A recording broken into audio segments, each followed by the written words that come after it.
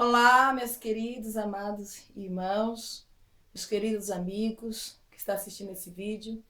Eu sou a irmã Alice, estou aqui para manifestar para a glória de Deus. Minha manifestação não é para mim mesmo, mas para falar da grandeza de Deus, das coisas preciosas que esse Deus nos tem concedido e falar das maravilhas de Deus.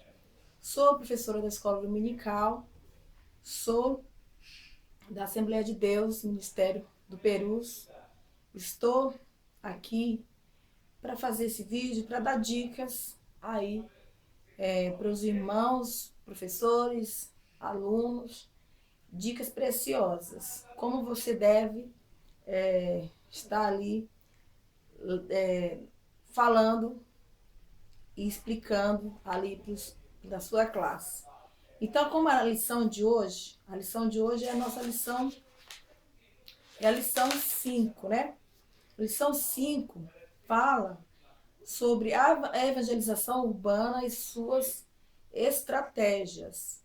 Primeira dica, você vai pegar o título e já vai começar a raciocinar e pensar o que é estratégias, o que é evangelização urbana. Você sabe que a urbana já sabe que é na cidade, né? Cidade você já passa a pensar em aglomeração de pessoas, muitas pessoas. Então, como se deve ter estratégia? Precisa se organizar, precisa abordar pessoas de vários tipos, de religiões, de conceitos, de pensamento, pessoas que muitas das vezes não creem nem em Deus. Então tem que ter estratégias nesse sentido. Então nós vamos falar sobre isso. Aqui na lição também nós vamos ver, são dicas que a própria lição nos dá, que sobre a estratégia dos grandes homens de Deus que passou aí ao longo da história do Evangelho, ao longo, né, a esses 2000 anos que foi aí lançado o Evangelho, as boas novas de Cristo, anunciando Cristo a todo mundo. E os homens de Deus que passaram, as suas gerações, o seu período, eles deixaram a sua marca. Antes de Cristo, Jonas, né, nós sabemos que o profeta Jonas, também Deus mandou que ele fosse até uma cidade de Nínive e ordenasse ali que todos se arrependessem. Era a ordem de Deus, que senão aquela cidade ia ser destruída pela mão de Deus. Mas nós sabemos que Jonas, no primeiro momento, ele desobedeceu à voz de Deus. Mas depois ele viu, ele sofreu as consequências e viu que com Deus não se brinca. Então, na segunda, que ele saiu depois, todos sabem da história, que Jonas foi ali engolido pelo grande peixe, ficou 3 dias, se arrependeu, se comoveu e fez uma promessa ao Senhor que ele iria sim à cidade de Nínive. E aí quando ele foi lançado até a praia, ele levantou, foi correndo à cidade de Nínive e ele foi murmurando, mas ele foi. Mas ele teve aí a segunda estratégia, né? Aí ele teve uma estratégia. Como pregar aquele povo que, segundo Jonas, era um povo que não deveria receber a misericórdia de Deus. E aí que nós compreendemos também, entendemos que a misericórdia de Deus, ela é para todos. Talvez no meu entendimento, no meu pensar ou no seu, a gente vai pensar assim, não, aquela pessoa é tão cruel, é tão perversa, né? Digamos um estrupador, uma pessoa, um pedófilo, sei lá. Você acha que essa pessoa não merece, não é digno da misericórdia de Deus, mas isso é um pensamento humano. Deus, ele é mais soberano, ele é conhecedor do profundo, do oculto, de todas as coisas. E ele sabe, né, que todos carecem da sua misericórdia. E nós vemos aqui que Jonas foi chamado por Deus para ser ali o missionário de um país, ali o país que era a Síria, foi até a Nínive, a capital era a capital de Nínive, e ele foi o primeiro missionário estrangeiro, né? Foi levar não só, ele não foi profetizado para a sua própria nação, para o seu próprio povo. Não, ele foi para uma nação estranha. E a fama desse povo era de tamanha perversidade, crueldade. E Jonas, ele não aceitava que Deus ia ter misericórdia daquele povo. Mas nós entendemos também que a intenção dele não é limitada. A salvação dele não é só para um povo, não é só para uma nação, não. Deus, ele também inclui o gentio no plano da sua salvação, da redenção divina. Ele inclui a todos os povos da terra, línguas, tribos, nações, de diferentes raças. Ele inclui todos no plano da salvação. E nós vemos que com o povo de Nínive não foi diferente. Nós aprendemos com isso, que a misericórdia de Deus é tão grande, que ela pode alcançar qualquer uma pessoa, por mais perverso que seja o ser humano, a misericórdia de Deus alcança. E aí nós vemos que Jonas não pensava dessa forma. Ele não aceitava que os gentios também estivessem incluídos no plano de salvação. Então, para ser participante, assim como os judeus, da salvação. Mas nós vemos que Deus é misericordioso, sim, e Jonas foi lá e anunciou, quando ele usou a estratégia de pregando nas ruas, andando e gritando e anunciando. Se não se arrependesse, que Deus ia ali acontecer algo, Deus ia pesar a mão. Um mensageiro correu até o rei e o rei ficou sabendo da mensagem de Jonas. E o rei se arrependeu e convocou toda a nação para jejuar, se prostrar e se converter dos seus maus caminhos e aceitar Jesus, e aceitar a salvação em Deus. E aquele povo foi contemplado pela misericórdia de Deus. Então nós vemos também aqui sobre Daniel Berg e Guinavin, que foi os missionários que veio, né, da Suécia e ali fundou a Igreja das Assembleias de Deus no Brasil, que foi lá em Belém do Pará, dirigidos pelo Espírito Santo. O Espírito Santo que trouxe ele até o Brasil. E hoje nós somos assembleanos, né, uma das maiores denominações do Brasil e do mundo. Esses homens de Deus também, eles vieram, eles passaram muitas dificuldades, primeiro com a língua, que eles não sabiam falar o português, mas eles aprenderam. Eles vieram com pouquíssimo dinheiro no bolso, eles não tinham onde morar, eles ficaram debaixo de uma árvore, ali na cidade de Belém, e eles chupavam manga, né? Pelo que a gente sabe, eles pegavam as mangas que caíam e chupavam nas praças. Como é tremendo. Mas a sua estratégia, o seu chamado era mais alto, latente no coração daqueles homens de Deus. E eles ali pregou o evangelho.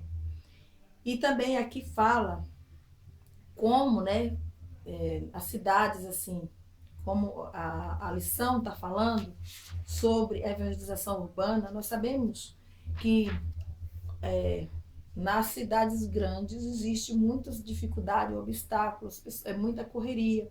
As pessoas estão cada um centrado no seu mundo, no seu trabalho, na faculdade, todo mundo sai de casa, pega o ônibus, metrô, para estar indo.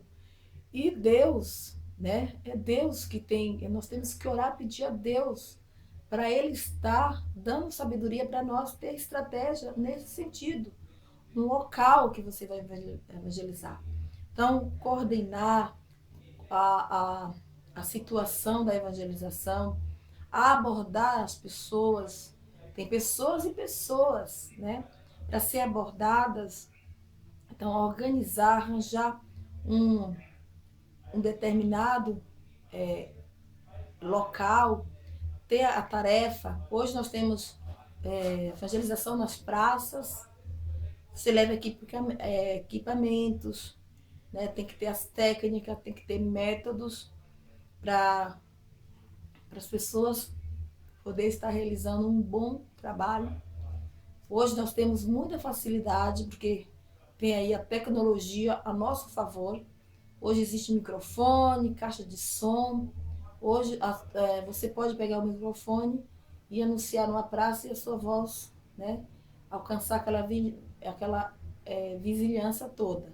Antigamente não existia isso, né? 2000 anos atrás não tinha. Mas mesmo assim, eles usaram outras estratégias. Então, existem várias estratégias de meios de comunicação. Hoje nós temos as redes sociais, o rádio, televisão, a internet, né? Todo tipo de, de meio de evangelizar e alcançar um número de pessoas maior. Então, nós vemos aqui que é assim que Deus quer. Os nossos dias, nós temos que usar o que nós temos. Talvez daqui 50, 100 anos, se Jesus não voltar, vai ter outros meios de comunicação, a ciência vai estar muito mais avançada. Mas, em todo tempo, em todo lugar, as estratégias que se tem, o que nós podemos usar, nós temos que usar. Assim foram os grandes homens de Deus antes de nós, né? Os trabalhadores da primeira ali, eles começaram sem microfone, entregando folheto, anunciando com sua própria voz. Hoje nós temos muitas. Mas se eu pergunto para você, será que hoje não está muito mais difícil evangelizar nas grandes cidades? Está muito difícil, sim. Hoje está muito difícil, porque para você abordar alguém, se aproximar de alguém, com tanta violência, com tanta coisa que está acontecendo, as pessoas não gostam de ser abordadas, não gostam de ser incomodadas. As pessoas estão presas, cada um no seu mundo. Então nós temos que pedir a sabedoria a Deus na hora de você abordar alguém para falar do amor e da grandeza de Deus. A lição também vai falar dos falsos profetas. Essa lição dos falsos profetas. Os falsos profetas hoje, eles usam um tipo de estratégia que impede o verdadeiro evangelho de ser anunciado, porque eles usam um falso evangelho, né? Falso profeta, falso evangelho e falso Cristo. Então essas pessoas vêm através das mídias, né, vendendo objetos para adquirir dinheiro. E aí o verdadeiro cristão, o verdadeiro homem de Deus, mulher de Deus, perde a credibilidade, porque eles acham que todo mundo são iguais. Quando você vai falar, os crentes é tudo, gosta de dinheiro, tudo. Então pensa, você acaba levando uma fama por causa dos falsos profetas. E a lição fala que é um desafio. Nossos dias, um dos maiores desafios é levar, né, esse evangelho. Por quê? A incredulidade está muito grande, a perseguição também. Nós vemos que como pregar, né, num lugar onde as pessoas fecham o coração para Deus. Nós vemos ali, a Bíblia fala sobre a igreja de Laodiceia, em Apocalipse fala sobre a igreja de Laodiceia. A igreja de Laodiceia, das 7 igrejas, era mais incrédula. Ela também era mais bem-sucedida financeiramente. Então, essa igreja, eles estavam voltado o seu coração para o dinheiro, para as coisas materiais. E Jesus, ele fala, né, que no coração daquela igreja estava rico, estou enriquecido. Eles achavam que eles não precisavam de Deus. E nós vemos que ali a incredulidade do coração daquela igreja era muito grande. E a igreja que foi ali abençoada e elogiada por Cristo foi a igreja de Filadélfia, que era uma igreja pequena, fraca financeiramente, pobre financeiramente, mas era rica da misericórdia de Deus. E a igreja de Laodiceia era uma igreja rica financeiramente, mas era pobre espiritualmente. Então, quando Jesus fala, tendo pouca força, guardaste a minha fé, ele está falando da igreja da Filadélfia. E nós vemos hoje esses falsos profetas como a igreja de Laodiceias, pregando riquezas e esquece das pessoas buscar verdadeiramente a Deus, buscar a vida eterna, buscar a salvação em Cristo, buscar a paz interior. Chega de tanta ganância financeira, é muita ganância. Isso tudo vem dos falsos profetas. Outra dica que eu quero dizer, quero falar sobre enfermo. Aqui está falando sobre enfermos. O que é que você vai fazer? Você vai estudar um pouco sobre o enfermo, sobre as enfermidades antigas. Muito desde os tempos antes de Cristo existe a enfermidade. Isso é fato. E as enfermidades naquela época não tinha como saber se era para a morte ou para a cura. Uma pessoa se encontrava enferma, ela era isolada, discriminada, sofria preconceito. Você vai ver lá que Moisés, quando ele escreve ali o Pentateuco, você vai ver várias passagens onde Moisés fala, olha, não tocar no cadáver. Quando alguém estiver enfermo, a pessoa não tocar. Chama de imundo, para as pessoas ficarem distantes. Porque naquela época existia muita lepra, doenças contagiosas, como tuberculose e outras doenças. Então as pessoas tinham medo de se contaminar, se tornar mais uma vítima de discriminação. Na época de Jesus não era diferente. Então, na época de Jesus, os enfermos, assim como as prostitutas, eram doentes incuráveis, eram pessoas desprezadas, abomináveis. Ninguém ia na sua casa, ninguém queria andar com elas, ninguém queria falar com elas, ninguém queria, muito menos entrar nas suas casas. Mas Jesus, ele é tão maravilhoso que ele fez completamente diferente. Jesus, ele curou, né, aqueles leprosos, se aproximou dos doentes. Os doentes andavam atrás, que tocava em Jesus. Para você ter ideia, aquela mulher do fluxo de sangue, ela não podia tocar em ninguém nem ser tocada. Mas ela foi lá e tocou de Jesus e foi curada. E Jesus sabia disso da sua, né, onisciência. Ele sabia o que estava acontecendo. O que nós aprendemos com Cristo?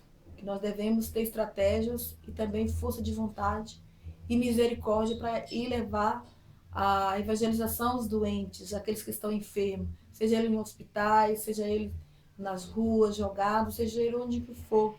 Nós temos que evangelizar a todos, os enfermos principalmente. E nos nossos dias também a enfermidade tem discriminação. Né? Tem um pouco de discriminação, não tanto como antes, como na época de Cristo. Então Jesus, ele fez a diferença, ele andava com essas pessoas, ele entrava nas suas casas, ele comia com essas pessoas. Então, muitas pessoas hoje necessitam de uma oportunidade na vida, de uma palavra. Muitas pessoas estão ali na beira do caminho, querendo mudar a sua vida. E basta o quê? Nós falar, olha, Jesus te ama, Jesus te cura, levanta que Jesus está contigo. E nós escolhemos, pessoas escolhem quem eu vou evangelizar. Vou evangelizar os ricos e bem-sucedidos. Vou evangelizar o saudável que tem uma vida pela frente. Não vou evangelizar os mendigos, nem os enfermos, nem os pobres. Jesus primeiro ele evangelizou aqueles que estavam mais necessitados. Quem mais necessita de Cristo do que os enfermos, irmão? Está à beira, talvez à beira da morte, precisando de ser contemplado pela salvação em Cristo. E nós temos que anunciar para essas pessoas também. Então, aqui, nós vamos abordar sobre esse assunto. E fica aí, né, a dica para vocês, se vocês gostaram, vocês clicam aí, dá um legalzinho para mim. E Deus abençoa grandemente a vida de vocês. Vou estar gravando toda semana um vídeo falando, dando dica sobre a escola dominical. Um grande beijo e um abraço. Que Deus abençoe a vida de vocês.